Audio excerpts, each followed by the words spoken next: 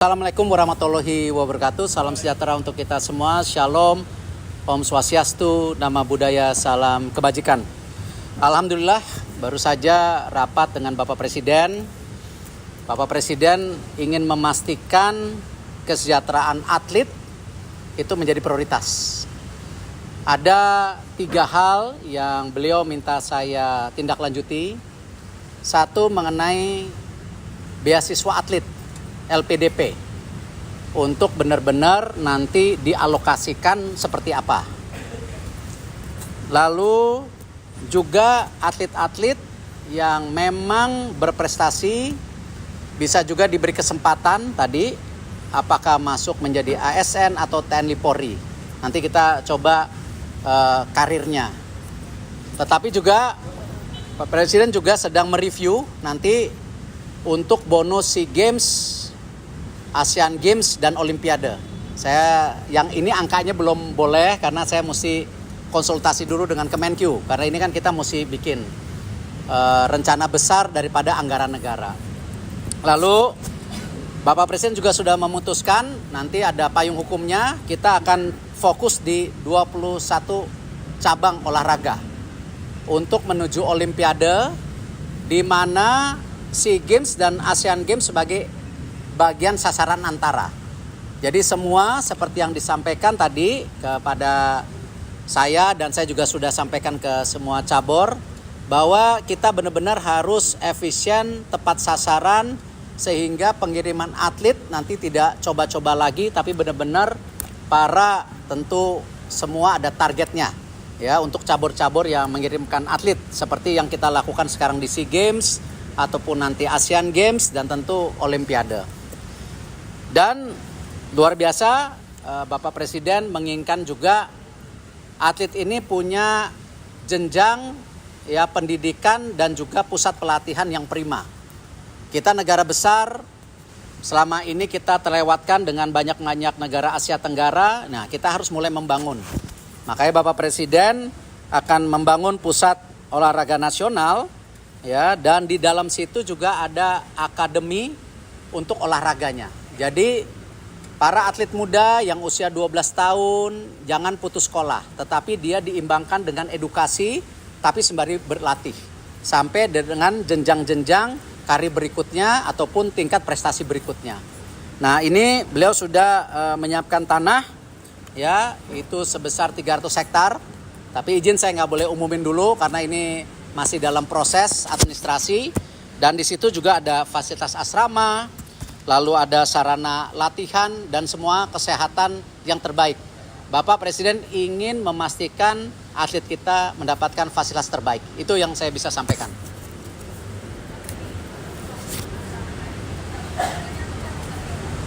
Tadi kan payungnya 21 cabang olahraga. Kalau yang akademi dia kan tentu punya asrama sendiri seperti Sekolah Unggulan atau Taruna Nusantara atau Sekolah Garuda, itu seperti itu. Tapi ini memang lebih fokus kepada olahraganya nanti gitu. Pak, memang untuk atlet sendiri dalam datanya banyak kan sekarang tuh lulusan apa aja sih Pak, dan urgensi dari Pak Presiden memperhatikan hal ini apa Pak? Ya variatif karena kan kita tahu atlet ini pengorbanannya luar biasa. Meninggalkan keluarganya, mohon maaf kadang-kadang meninggalkan sekolah.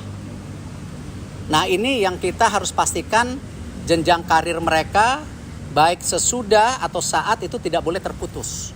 Salah satunya tadi mengenai program LPDP yang Bapak Presiden ingin luncurkan untuk olahraga.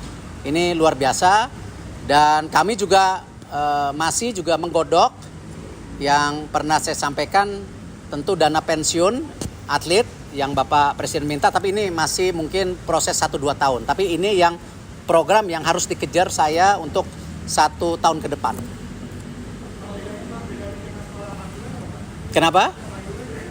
Gini, sentra-sentra itu di provinsi harus ada nanti. Kita akan selaraskan.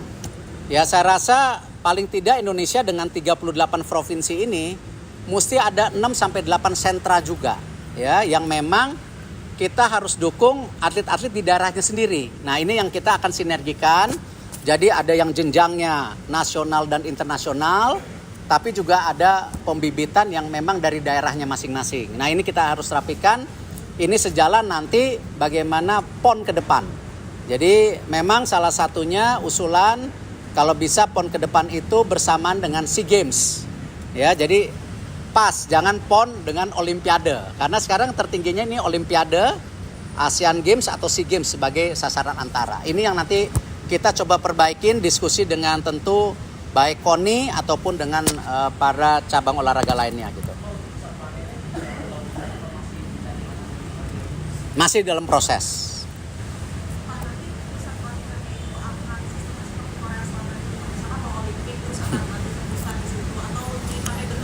Bapak Presiden menginginkan tentu sebuah sistem pembinaan yang konsisten dan jangka panjang.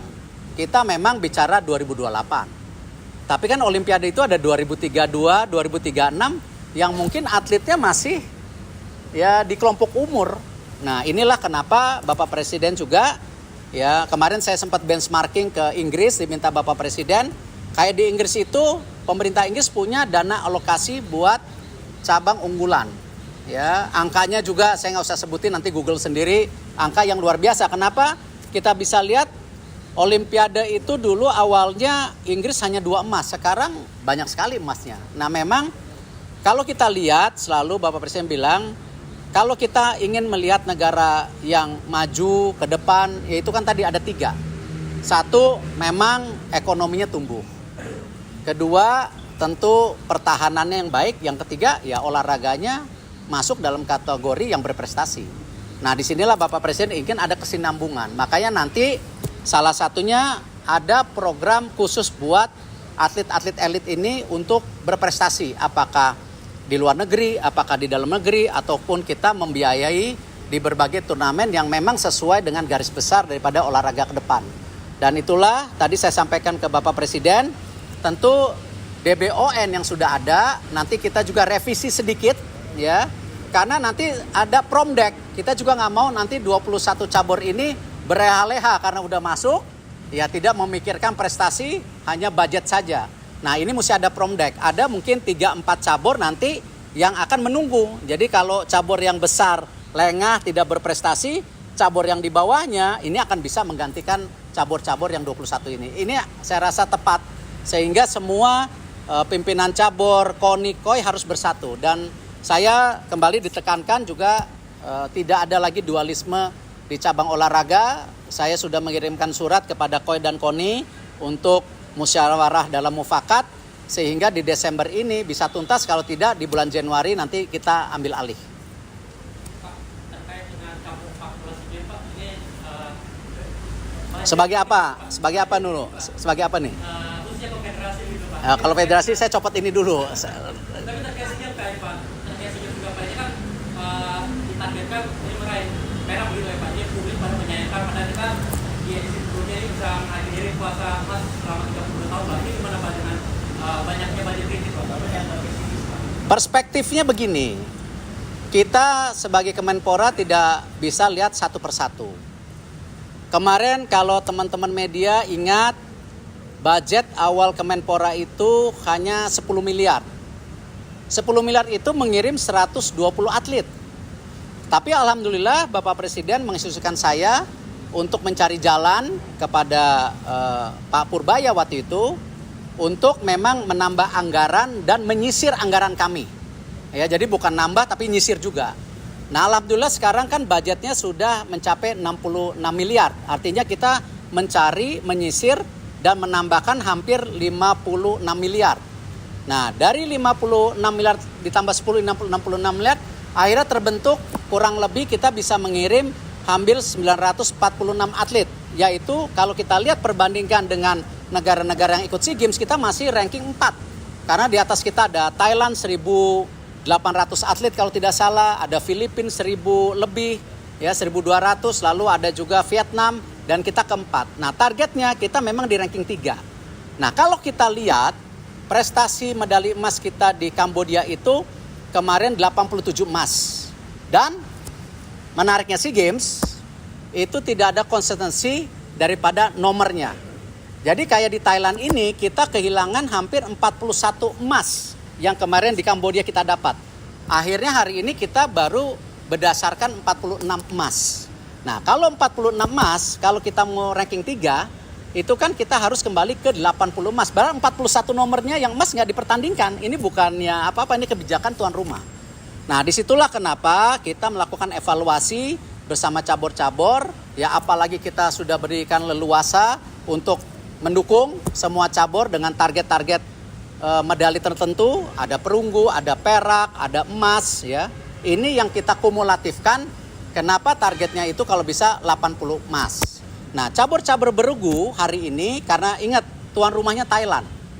Ya, ini memang target-target yang tentu kita bisa dapatkan baik di futsal, baik di bola basket atau voli ataupun sepak bola. Ya, kita harus melihat bukan pesimis karena memang tuan rumah pasti ingin juara sepak bola, ingin juara bola basket dan lain-lainnya.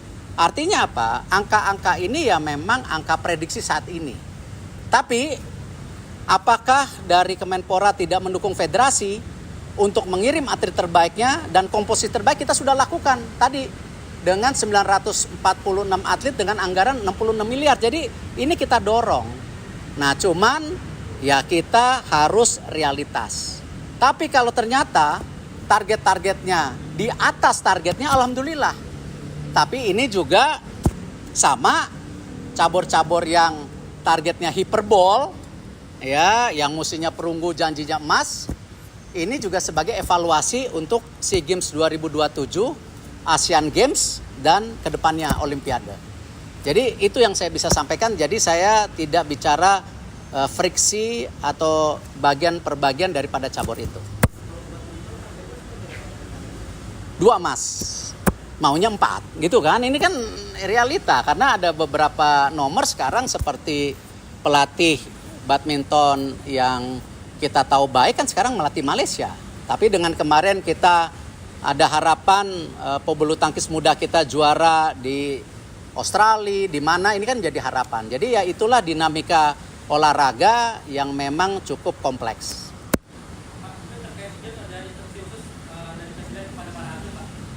Nanti kita tunggu ketika Bapak Presiden melepas secara resmi, kita tunggu tanggalnya. Ya, insya Allah Bapak Presiden akan melepas secara resmi di Istana Merdeka, tapi kita tunggu tanggalnya. Cukup? Kalau enggak, kita minggir, kita lepas ini gitu.